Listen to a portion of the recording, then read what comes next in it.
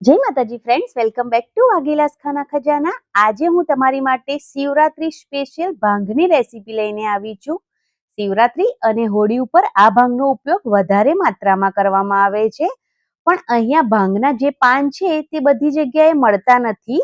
તો ભાંગના પાનની જગ્યાએ મેં અહીંયા એક ઔષધીય વનસ્પતિનો ઉપયોગ કર્યો છે, અને એ ઔષધીય વનસ્પતિ કેટલી ઉમેરવાની છે, ક્યારે ઉમેરવાની છે, એ બધું જ હું આગળ વિડીયોમાં જણાવવાની છું। એટલા માટે આ વિડીયોને સ્કીપ કર્યા વગર પૂરેપૂરો જોજો। આ રીતે બનાવેલી ભાંગને તમે શિવરાત્રીમાં ભોગ તરીકે પણ ધરાવી શકો છો। તો ફ્રેન્ડ્સ, રેસીપી શરૂ કરું તેની પહેલા તમને એક રિક્વેસ્ટ કરું છું કે આ વિડીયો તમને પસંદ આવે તો ચેનલને જરૂરથી સબસ્ક્રાઇબ કરજો, અને આ વિડીયોને વધારે શેર જરૂરથી કરજો। તો ચાલો શરૂ કરીએ। તો તેના માટે મેં અહીંયા એક મોટું બાઉલ લીધું છે, અને તેની અંદર 15 નંગ બદામ લીધી છે, 10 નંગ કાજુ એડ કર્યા છે, 20 નંગ પિસ્તા એડ કર્યા છે, અને તેની સાથે 1 ટેબલ સ્પૂન ખસખસ ઉમેરીશું। ઇન્સ્ટન્ટ બનતી આ ભાંગમાં ખસખસ અને બદામ બંને ઇમ્પોર્ટન્ટ રોલ ભજવે છે। તેનો ટેસ્ટ મેન હોય છે, એટલે એ બંને વસ્તુ બિલકુલ સ્કીપ નથી કરવાનું। કાજુ અને પિસ્તા તમે થોડા ઓછા ઉમેરશો તો પણ ચાલશે।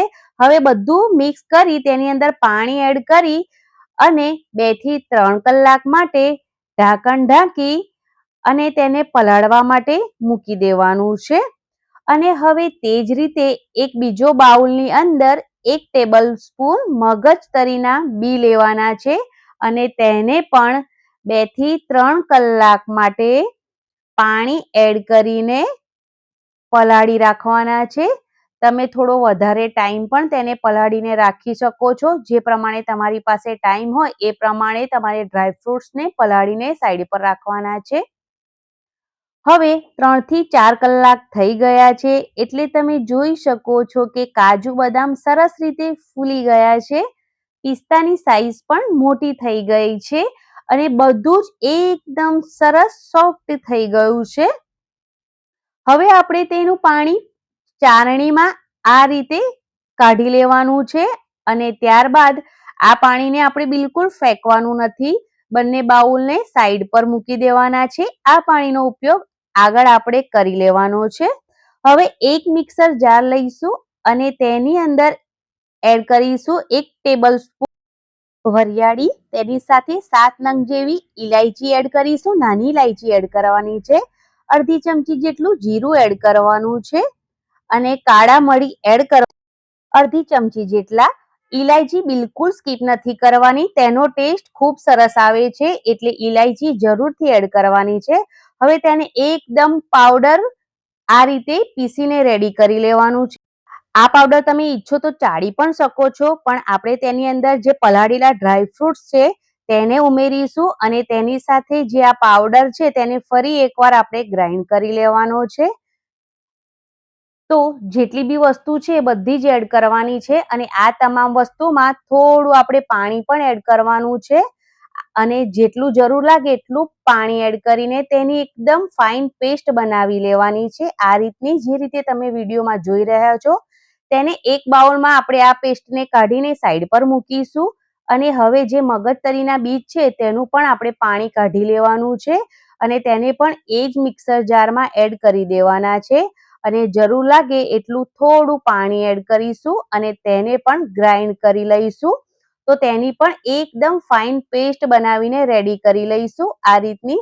હવે બંને પેસ્ટને આપણે સાઈડ પર મૂકી દઈશું, અને ગેસ પર હવે એક કઢાઈ ગરમ કરવા મૂકીશું, અને તેની અંદર 1 લીટર ફૂલ ફેટ વાળું દૂધ ઉમેરીશું, તેની અંદર થોડા કેસરના તાતણા એડ કરીશું, અને અડધી વાટકી જેટલી ખાંડ એડ કરીશું। તો તમે જે પ્રમાણે ખાંડ એટલે કે ગળ્યું ખાતા હોય એ પ્રમાણે તમારે ખાંડ એડ કરવાની છે। તમે અહીંયા ગાયનું દૂધ પણ લઈ શકો છો, એ પણ ઉત્તમ ગણાય છે। તો હવે કેસર અને ખાંડને મિક્સ કરીને દૂધને આપણે 5 મિનિટ માટે ઉકળવા દેવાનું છે। 5 મિનિટ માટે દૂધ ઉકળી ગયું છે, અને કેસર ઉમેર્યું હતું તેના લીધે ખૂબ સરસ એવો કલર આવી ગયો છે। તો 5 મિનિટ પછી આપણે જે પાવડર અને ડ્રાય ફ્રૂટ્સ ગ્રાઇન્ડ કરીને નાખ્યા છે તેને એડ કરી દેવાના છે, અને તેની સાથે જે મગજતરીના બીની પેસ્ટ બનાવી છે તેને પણ સાથે જ ઉમેરી દેવાની છે. હવે જે ગેસની આંચ છે એ મીડિયમ ટુ સ્લો રાખવાની છે અને હવે આ ભાંગને આપણે એકદમ સારી રીતે વિસ્કરની મદદથી એકરસ કરી લઈશું.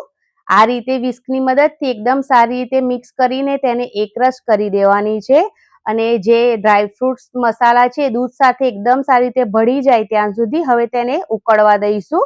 અહીંયા મેં એક ગુલાબની પાંખડી લઈ લીધી છે, તેના પાન અલગ કરી લઈશું અને તેને આપણે ખારણીમાં એડ કરી દેવાનું છે.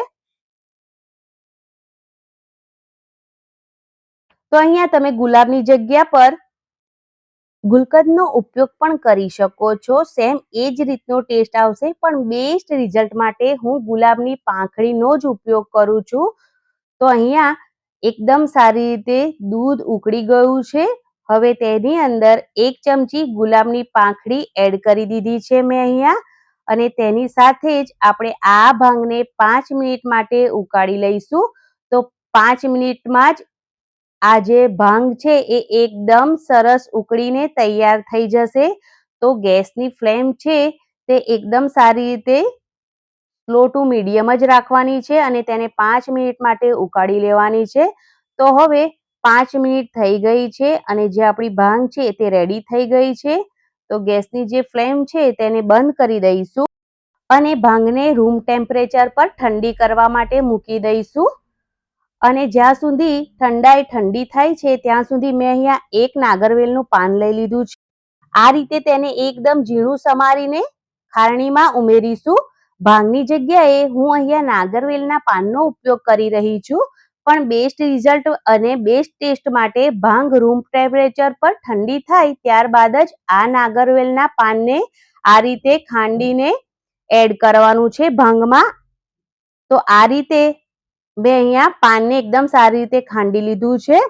હવે જે ભાંગ છે તે પણ રૂમ ટેમ્પરેચર પર ઠંડી થઈ ગઈ છે. તો ભાંગના પાનને ખાંડીને જે રાખ્યું છે તેને ઉમેરીશું અને બંનેને મિક્સ કરીશું એટલે ભાંગ જેવો જ ટેસ્ટ આવી જશે. હવે આ ભાંગને ઠંડી થવા માટે 2 કલાક માટે તેને ફ્રીજમાં મૂકી દઈશું. પણ જો આ ભાંગ તમારે વધારે ચિલ્ડ પીવી હોય તો તમે વધારે કલાકો માટે પણ આ ભાંગને ફ્રીજમાં મૂકી શકો છો. તો અહીંયા 2 કલાક માટે મેં ભાંગને ફ્રીજમાં મૂકી અને એકદમ સારી રીતે ઠંડી કરી લીધી. હવે તેને સર્વ કરવા માટે હું આ ભાંગને ચાળ્યા વગર જ સર્વ કરું છું, પણ જો તમારા બાળકો પસંદ ન કરે તો તમે ચાળીને પણ બાળકોને આપી શકો છો. હું ચાળ્યા વગર જ સર્વ કરી રહી છું કેમ કે જે આપણે મસાલા અને ડ્રાયફ્રૂટ્સ એડ કર્યા છે તે આ ભાંગ સાથે જ પીએ તો આપણા સ્વાસ્થ્ય માટે વધારે લાભદાયક છે એટલા માટે. તો હવે ભાંગ સર્વ કર્યા પછી આપણે તેની અંદર એડ કરીશું નાગરવેલનું પાન. તો એકદમ ઝીણું સમારીને મેં અહીંયા ગાર્નિશિંગ માટે થોડું એક પાન છે તેને આ રીતે ઝીણું સમારીને એડ કર્યું છે. તો હવે તેની સાથે ગુલાબની પાંખડી એડ કરીશું અને થોડું ઝીણું સમારેલું ડ્રાયફ્રૂટ્સ પણ ગાર્નિશિંગ માટે ઉમેરીશું. તો ઔષધીય ગુણોથી ભરપૂર એવી આ ભાંગ એવી આ ઠંડાઈની રેસીપી તમને પસંદ આવી હોય તો પ્લીઝ ચેનલને જરૂરથી સબસ્ક્રાઇબ કરજો, લાઈક જરૂરથી કરજો અને આ રેસીપીને વધારે ફ્રેન્ડ્સ અને ફેમિલી મેમ્બરમાં જરૂરથી શેર કરજો. અને આ રેસીપી તમે એકવાર જરૂરથી ટ્રાય કરજો. રેસીપી એટલી ટેસ્ટી બને છે કે તમે વારંવાર આ રેસીપી ઘરે જ બનાવશો. Thanks for watching. Bye bye. Take care. આવજો.